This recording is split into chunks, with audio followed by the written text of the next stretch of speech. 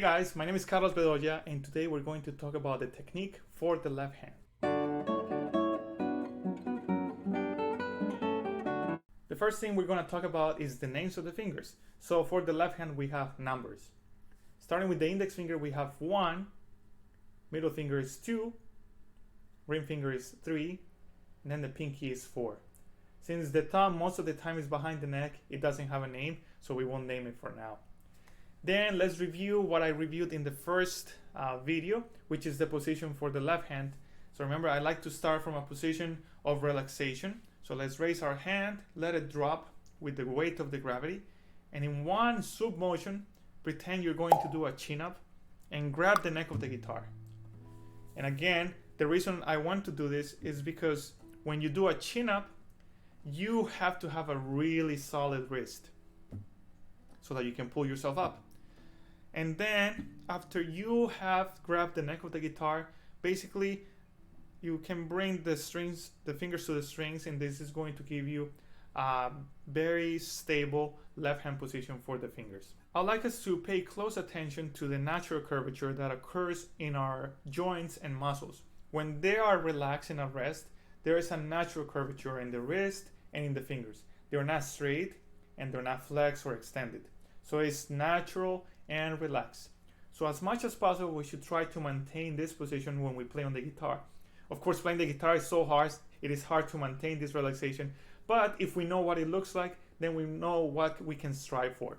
So when we play, try to keep those curved fingers and the curved wrist so that you can maintain relaxation. And that relaxation is going to translate into speed, into easiness of playing, and longevity, of course.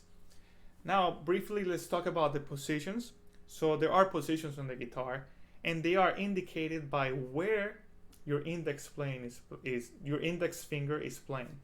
So we know that these are the frets. So this is fret 1, fret 2, fret 3, fret 4, 5, etc., etc. Wherever your first finger is, that is going to determine the name of the position you're in. So for example, if my first finger is on the 4th fret, that means that I am in 4th position. The same way, if my first finger, my index finger, first finger is on the 7th fret, that means I am in 7th position. Why is it important? Because you need to start developing what it feels like, the ability to feel like what it means to play on certain positions.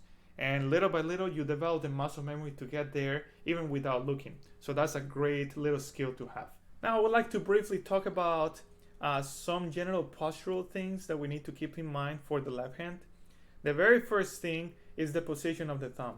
And for that, I have a little prop right here, a pencil. So I invite you to grab a pencil right now as you watch this video and literally grab it with your fingertips.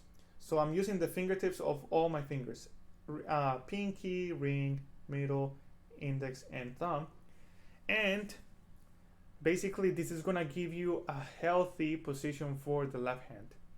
And what I want you to take from this analogy is that your thumb is in a position that is going to provide balance to the rest of the fingers. It basically acts as a counter actor to the fingers. If my thumb were to be higher, then my pencil will fall because it is not acting as a counterpart to the pencils. So it's providing that stability so that pencil stays in place. If my thumb were lower, same thing happens. If my thumb were too much to the left, I lose balance, or too much to the right, then it feels tense. So grabbing a pencil with your fingertips gives you a great idea of what it should feel like to have our fingers on the fingerboard. So remember this. Now, the fingers are on their fingertips, but the thumb is basically on the side. It's extended. It is not flexed. So now, taking this position into the fretboard, this should give us a great idea of what it should feel like to play with our left hand. More or less the same position. And notice that my wrist is straight and my fingers are curved into the fret. So try to maintain that as much as possible when you play chords, when you play lines,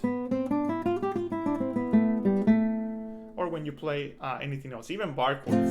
So as much as possible, keep that thumb relaxed and in a place where it's acting as a counterpart to the fingers. Lastly, a couple of important aspects to keep in mind for the left hand to play clean and to play with more ease are the following. Number one, we should use our fingertips to press. So try to avoid a lazy finger. Well, lazy fingers sometimes can be used to mute strings on purpose, but for the beginning, I recommend using your fingertips so that you develop an idea of what is a good posture, and then later on you can break those rules. So always use your fingertips. Number two, your knuckles should be parallel to the neck of the guitar.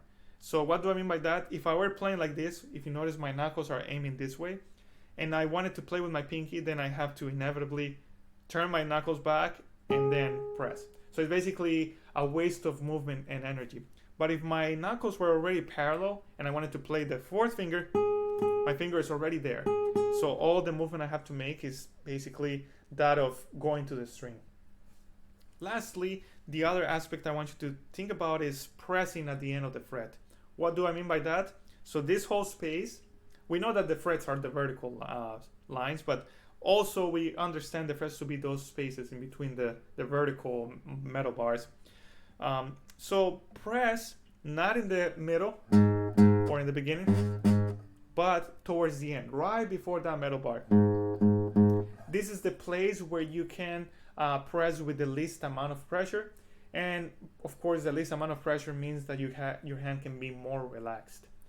And one last thing I want to talk about too is the idea of when you press, use larger muscles as much as possible.